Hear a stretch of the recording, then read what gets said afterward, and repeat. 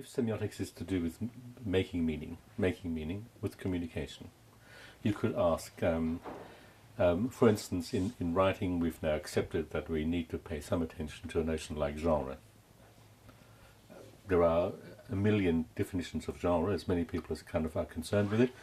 But for me, genre is more or less the instantiation in material form, let's say in writing or in speaking, but in other forms too, of social relations. Yeah? So it's the materialization of inscription in some way, or materialization of social relations. In which mode would that not be important?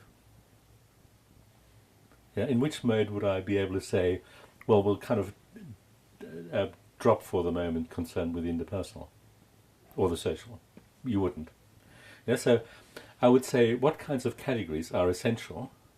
The category of genre is essential.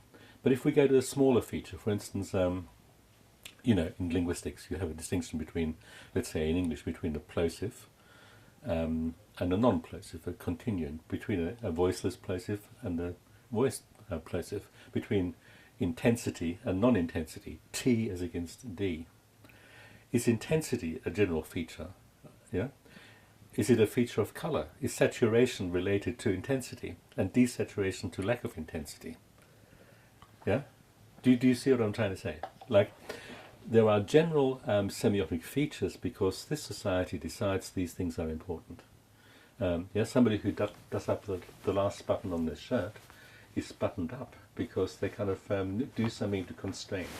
Is constriction a semiotic feature? Constraint? Or not. It depends on the society. If I've got no clothes, I can't kind of do the button up on the top button on my shirt. But you see what I'm trying to say. Look at the social and see what kinds of things are significant in the social. Are they expressed in everything that I call a mode? Yes, but very differently. So very differently, and it's the very different which makes us think, well, they actually might not be there. So everything that's become modal is recognized by at least a group in our social as being a means of communication, a resource with some degree of regularity that is understood by its members in some way. And I think then we can say what kinds of semiotic categories are essential. Not, and this is the difference on my part between other forms of social semiotics, not does it have clauses? Or does it have clauses of this kind or that kind, or does it have morphemes of this kind? Does it express past tense morphemically or lexically? Or not those questions, but is it important to have deixis? Yeah, what would it be like not to have deixis? So those are my questions.